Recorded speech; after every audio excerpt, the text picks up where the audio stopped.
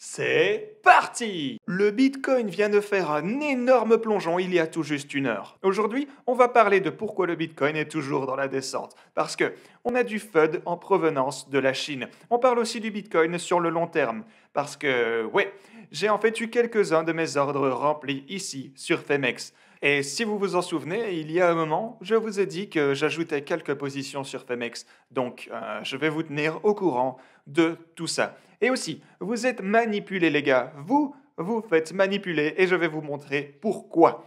Donc, restez par ici, les gars, parce que ce sont des choses que vous devez savoir si vous êtes dans les cryptos. Bienvenue à tous, je m'appelle Maxime et je vous apporte chaque jour des nouvelles vidéos en français sur les crypto-monnaies en vous apprenant comment vous faire de l'argent sur ce marché.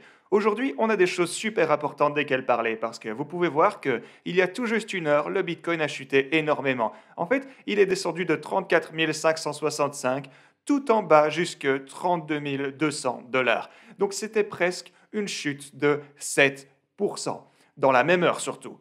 Donc si on revient en arrière et qu'on regarde tout ça un peu mieux, vous pouvez voir que hier, on était en fait au-dessus de la ligne orange ici, et plutôt confortablement. On est descendu une fois, on s'est fait supporter et on a essayé de pousser vers la ligne bleue ici à 36 137. On n'a pas réussi à percer ça. Mais il y a quelque chose qui, je pense, est très intéressant en ce qui concerne le Bitcoin et je vais bientôt en parler. Mais en premier, voyons où on en est en ce qui concerne les mouvements moyens. Donc si j'active tous les mouvements moyens ici sur la charte de 4 heures, vous pouvez voir qu'on est en dessous de tous. Donc c'est pas un super bon signe.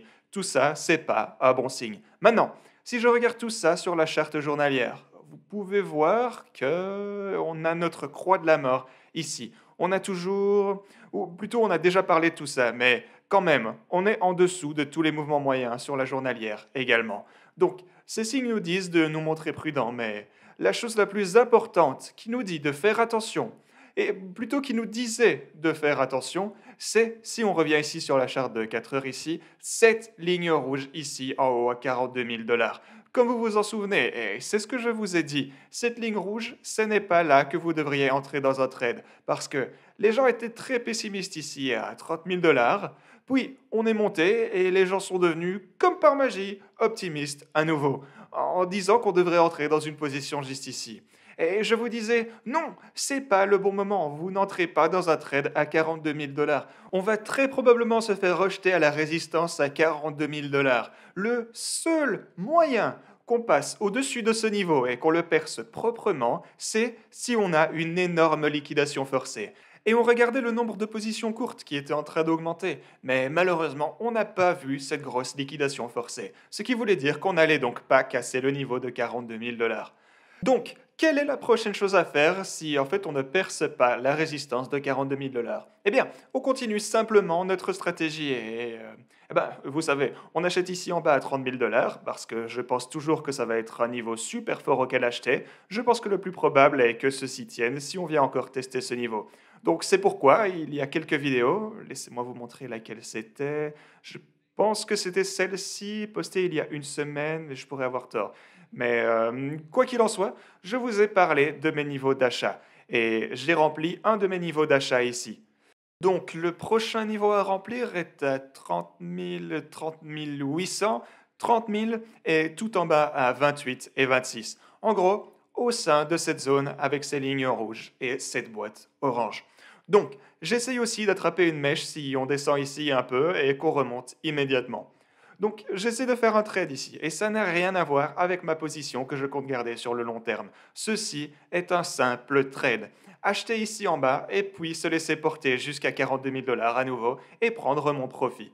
Ça n'a rien à voir avec le fait de garder du Bitcoin au long terme, car ça, je l'ai fait séparément. Donc, le Bitcoin que je compte garder longtemps n'a rien à voir avec ce trade. Donc, je voulais juste rendre ça super clair. Mais parlons du FUD. Pourquoi est-ce qu'on est descendu? Eh bien, donc la troisième plus grosse banque de Chine, la Banque agriculturale de Chine, elle a publié une déclaration le 21 juin stipulant qu'elle interdit l'utilisation de ses services pour des transactions de monnaie virtuelle telles que le Bitcoin. Le marché a commencé à chuter et l'Ethereum approchait de 2000 dollars. C'est la première fois qu'une banque publie une déclaration pertinente après que le gouvernement chinois ait demandé une répression sur les transactions de Bitcoin. Et d'autres banques pourraient bien suivre le pas. Donc, en d'autres termes, je veux dire, on savait déjà que la Chine était sur le point d'appliquer ces restrictions sur le Bitcoin en général, mais on ne savait toujours pas exactement comment et quand ils allaient le faire. Parce que, vous savez, il y a déjà pas mal de lois qui interdisent différentes utilisations du Bitcoin, en ce qui concerne les plateformes d'échange, bien sûr, mais aussi l'utilisation globale de Bitcoin. Cependant, il ne s'appliquait pas tant que ça à appliquer ces lois. Et donc, quand ils ont publié ce fund il y a quelques semaines, les gens ont anticipé qu'ils allaient commencer à faire respecter cette loi cette fois. Et c'était la grosse différence cette fois quand on a vu ce fund. Et donc, ce qu'ils ont dit hier, cette fois, les déclarations de la Chine sont différentes des précédentes. 1. La banque centrale la demande. Oh, ok, donc c'était la banque centrale qui l'a en fait demandé.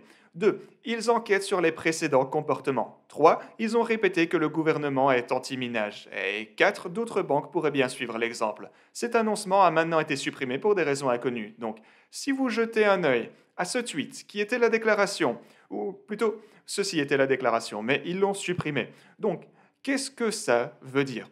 Je veux dire, en ce qui concerne la suppression de la publication, il y a une explication que le gouvernement pourrait avoir besoin de toutes les banques qui publient en même temps afin que ça produise un effet plus gros. Mais c'est juste une supposition. Notre jugement au court terme est un peu pessimiste. Donc, vous savez, vous pouvez vous attendre à plus de FUD ici, mais ça m'amène à autre chose. Ça m'amène à quelque chose d'autre parce que vous savez que le nombre de courtes était en augmentation. Le nombre de positions courtes était en train d'augmenter. J'en ai parlé plusieurs fois sur ma chaîne, que beaucoup de courtes étaient exécutées ici aux alentours de 41 000 dollars. Vraiment, vraiment beaucoup de courtes. Et la plupart d'entre elles venaient de Bitfinex, et ça, donc ça, c'est Bitfinex. Vous pouvez voir que le nombre de courtes a très vite augmenté ici, mais ces shorts ont maintenant été fermés. Donc, ces courtes ont en gros été fermées dans les dernières 24 heures. La plupart d'entre elles, en tout cas, durant les dernières 48 à 24 dernières heures. Et Bitfinex est intimement lié au gouvernement chinois et les whales chinoises. On sait déjà tout ça. Donc, est-ce qu'ils savaient que tout ça allait être annoncé? Eh bien, il y a beaucoup de chances que oui. Mais dans ce genre de situation, j'essaie toujours de me rappeler de la finalité. Parce que même s'ils peuvent manipuler les prix vers le haut ou vers le bas, peut-être qu'ils savent quand quelque chose est sur le point d'être publié s'ils sont connectés aux individus qui sont impliqués dans ce genre de choses. Bien sûr qu'ils vont faire du profit hors de ça. C'est toujours un marché non régularisé. Donc, vous savez, ils peuvent faire tout ça. Mais au long terme, toutes ces fluctuations vers le haut ou le bas, je veux dire, ça ne va pas avoir d'importance. Maintenant, si je retire tout ça et que je reviens en arrière, allons sur la journalière, prenons la charte journalière. Et vous pouvez voir ici cette course haussière massive. Maintenant, si je reviens en 2017, le bull run de 2017, on a eu beaucoup de FUD. Et le prix, eh bien, il bougeait dramatiquement à certaines occasions. Je veux dire, est-ce que je vais m'inquiéter de ces mouvements juste ici?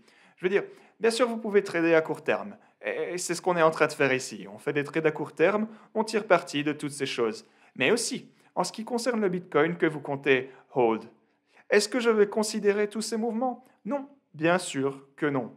Donc, ces mouvements, vous savez, ils sont juste temporaires. Et c'est ma réflexion globale que, bien sûr, au court terme, ils peuvent manipuler le prix. Mais au long terme, ils ne seront pas en mesure de faire ça. La dernière chose que je veux couvrir, c'est que les marchés traditionnels sont en fait en train d'ouvrir en vert ici. Donc les marchés à terme ont ouvert il y a quelques heures et en fait plutôt quelque chose comme 8 heures. Et vous pouvez voir cette énorme chandelle verte ici. Ça va aussi probablement signifier que quand les marchés ouvrent d'ici à peu près 3 à 4 heures, tout ça va, on l'espère, rendre le DXY... le marché Forex c'est déjà... En fait, il est déjà ouvert. Donc vous pouvez voir que le dollar se déplace sur le côté ici. Donc si ça continue à l'horizontale ou vers le bas, le Bitcoin va devenir plus fort également. Mais je vais poster une seconde vidéo aujourd'hui les gars, je vais vous tenir au courant. Donc soyez sûr de vous abonner et d'activer la cloche si ce n'est pas déjà fait. Merci beaucoup d'avoir regardé cette vidéo et je vous dis à la prochaine.